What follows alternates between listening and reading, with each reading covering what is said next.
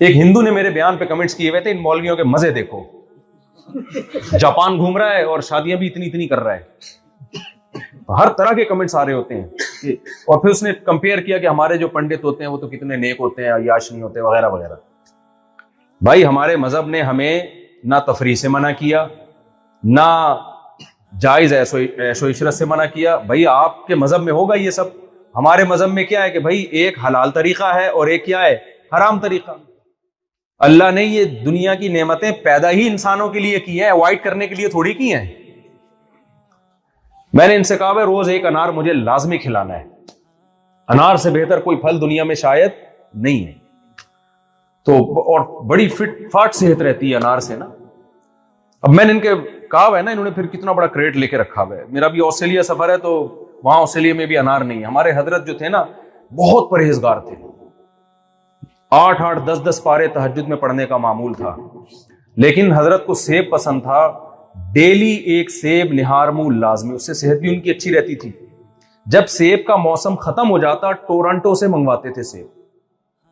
اب کوئی ان کی زندگی دیکھ کے بولے عیاشی ہے یار، یہ کیا ہے سیب کے بغیر چند دن گزار. بھائی ان کے پاس اللہ کا دیا بہت کچھ تھا، انہوں نے کہا ڈیلی میں نے سیب کھانا ہے، یہاں ختم ہو گیا کوئی مسئلہ نہیں، کہاں سے آئے گا، جہاں ہے وہاں سے منگواؤں گا.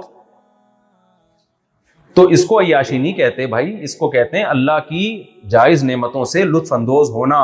اہل اللہ کو اللہ نے دل بڑا دیا ہوتا ہے تو وہ پیسے بچا بچا کے نہیں رکھتے ہیں. اب حضرت چاہتے تو نہ منگواتے ٹورنٹو سے، اس پیسے سے بحریہ ٹاؤن میں 6 پلاٹ خرید لیتے. کیا خیال ہے؟ تو بھائی حدیث میں آتا ہے یقول العبد مالی مالی، انسان کہتا ہے میرا مال میرا مال. آپ صلی اللہ علیہ وسلم نے فرمایا تیرا مال صرف وہ ہے جو تو نے کھا کے ختم کر دیا. انار کھائی اور پیٹی کیا ہو گئی، ختم. سیب کھائے اور پیٹی کیا کر دی، ختم. وہ تیرا مال ہے، لگ گیا باڈی کو. اور جو پہن کے پرانا کر دیا وہ بھی تیرا مال ہے. باقی سارا تیرے وارثوں کا ہے، تیرا نہیں ہے. قبر میں لے کے جائے گا کیا؟ آپ کہہ سکتے ہو چلو وارثوں کا بھی تو ہو گیا نا، تو وارثوں کا کون سا اپنا ہے؟ ان کا بھی اس میں سے وہ جو ہے جو خربوزے ابا چھوڑ کے گئے ہیں وہ کھا لیے انہوں نے، باقی وہ ان کی بھی سارا کہاں جائے گا آ کے ان کے وارثوں میں. وہ کون سا اس سے فل انجوائے کر سکتے ہیں؟ اور ویسے بھی وراثت میں فری پھوکٹ میں جو پیسہ ملتا ہے اکثر برباد ہی ہوتا ہے. خیر پھر بھی اپنے بچوں کے لیے کچھ چھوڑ کے جانا، یہ شریعت کا حکم ہے. ایسا نہ ہو کہ سارے انار کی پیٹی بحریہ ٹاؤن کے آپ نے کچھ بنا لیا ہوگا تو بیچ کے پیٹیاں ہی خرید کے کھانا شروع کر دیں. ہر چیز کا ایک مطلب ہوتا ہے نا، ایز اٹ از نہیں لیا جاتا. مقصد یہ کہ یہ شریعت میں ممنوع یہ نہیں ہے کہ آپ کو اللہ نے کوئی نعمت دی ہو تو آپ اس سے فائدہ اٹھائیں. انلیگل ہو، انلیگل نہ ہو، اللہ کی طرف سے وہ کیا ہو. اللہ میاں نے کہا یہ شہد میں نے پیدا کیا تمہارے لیے، شہد کی مکھی کو میں نے سکھا دیا چھتے سے یہ بناؤ، وہ کیسے پھلوں کے رس کو چوسو اور یہ بناؤ. تو کس کے لیے پیدا کیا؟ انسانوں کے لیے. لہذا ناشتے میں اگر کوئی شہد کھا رہا ہے اور غلطی سے ولاگ میں یا کہیں کیمرے میں آ گیا کہ مولوی صاحب شہد میں روٹی ڈبو ڈبو کے کھا رہے ہیں، تو اعتراض بنتا نہیں ہے. کیونکہ اللہ نے سورہ نحل کہتے ہیں شہد کی مکھی کو، شہد کی مکھی کے نام پہ پوری سورت کا نام رکھ دیا. اس لیے تھوڑی رکھا ہے کہ شہد نہ کھایا جائے، اور بتایا کہ میں نے تمہارے لیے شہد پیدا کیا مکھی کے ذمہ، انسان کی خدمت کے لیے لگایا ہے. ورنہ تو مکھی سے شہد چھیننا جائز ہوتا. کیا ہو گیا بھائی؟ ہم جو مکھی کتنی محنت سے بناتی ہے، ہم دھواں دیتے ہیں اور ساری مکھیاں اڑا کے سارا شہد نچوڑ کے. افسوس تو ترس تو آ رہا ہوتا ہے مکھی کے اوپر کہ اس کا تو پروگرام تو بڑھ گیا، جو اس نے پروگرام کیا تھا وہ تو بڑھ گیا سارا. بیچاری کا پروگرام بنا کس کا ہے؟ ہمارا بن گیا. تو ناشتے میں بھی شہد، تو ہمارے حضرت بہت شہد کا استعمال کیا کرتے تھے، کتنی مزے کی چیز ہے. اب اس کی جگہ آپ گٹکے پہ آ گئے تو یہ کس کا قصور ہے بھائی؟ یہ آپ کا قصور ہے بھائی. آپ گٹکے پہ سیٹ ہو گئے، سگریٹ پہ سیٹ ہو گئے. جو لذت کی چیزیں اللہ نے، صحت کی چیزیں، میں نے شہد کے بارے میں جو تجربہ کیا ہے نا، ڈاکٹروں کی تحقیق ایک طرف ہوگی، ڈاکٹر تو منع کرتے ہیں یعنی شوگر والی کوئی بھی چیز، لیکن میرا اپنا جو تجربہ ہے نا، شہد کھانے سے طبیعت بھاری نہیں ہوتی.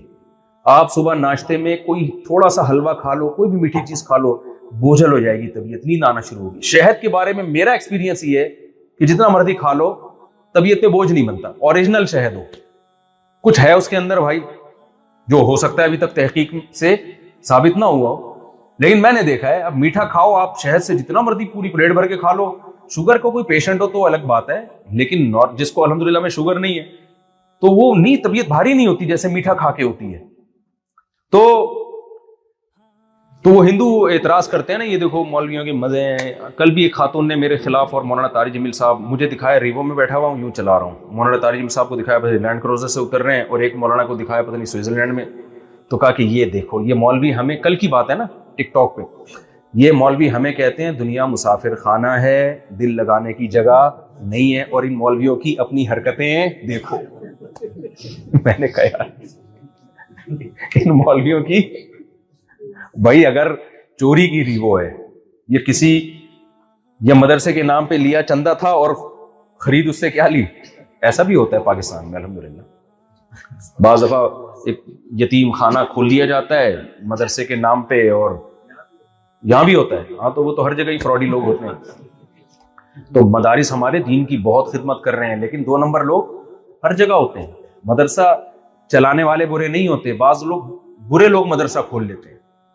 داڑھی والے برے نہیں ہوتے، بعض دفعہ برا آدمی کیا کر لیتا ہے لوگوں کو دھوکہ دینے کے لیے داڑھی رکھ لیتا ہے. تو یہ مارکیٹ میں بہت چل رہا ہے، اور ہم اور آپ بے وقوف ہوتے ہیں جو بغیر تحقیق کے لوگوں کو چندہ دینا شروع کر دیتے ہیں. یہ تو ہماری بے وقوفی ہے نا، صرف ظاہری گیٹ اپ دیکھ کے یا صرف 2-4 یتیم بچے دیکھ کے. خیر بات کو میں سمیٹ کے ختم کرتا ہوں، یہ تو سوال جواب کا سیشن تھا، تو بیان کا تو میرا پروگرام ہی نہیں تھا. تو کیا کہہ رہا تھا میں، جلدی سے بات کو سمیٹوں. ہاں تو بھائی یہ میں آپ لوگوں سے بھی کہتا ہوں کہ اللہ نے عورت کی طرف پہنچنے کا ایک حلال راستہ رکھا ہے اور ایک حرام. حلال سے اللہ خوش ہوتا ہے، حرام سے اللہ کیا ہوتا ہے، ناراض ہوتا ہے. حرام میں تو کسی عورت کو بری نیت سے دیکھنے کی بھی اجازت نہیں ہے، بری نیت سے کسی کو دیکھ بھی نہیں سکتے آپ. اور حلال میں اللہ نے آپ کو نکاح کا کی گنجائش دی ہے، اجازت دی ہے. تو کیوں سوسائٹی سے ڈر رہے ہو یار؟ میں نے کتنے نوجوان کو دیکھا ہے کہ شراب پیتے ہیں، ان کا باپ اس سے خوش نہیں ہوتا، وہ سمجھا رہا ہے نہیں مانتے نہیں ابا کی. جب شادی کی باری آئے گی تو پھر کون رکاوٹ بنتا ہے، ابا. یار تم برا کام کرتے ہوئے ابا کو ابا نہیں سمجھ رہے، حلال کرتے ہوئے کرو وہاں جہاں ابا کہہ رہے ہیں، یہ زیادہ بہتر ہے، کیونکہ وہ صرف تمہاری بیوی نہیں، تمہارے ابا اما کی بہو بھی ہوگی. لیکن اس بات میں ابا کی اطاعت نہ کرو کہ شادی نہیں کرنا، بیٹا پیسے کماؤ ابھی شادی وادی کی نہ. ابا ایسا نہیں، بھوک لگے گی تو روٹی کھائی جائے گی. تو اسی طرح میرے بھائی یہ بھی خواہش شہوت کی ایک بھوک ہے. مرد کی دل میں اللہ نے عورت کی رغبت رکھی ہے، یہ مٹائی نہیں جا سکتی، یہ ناممکن ہے.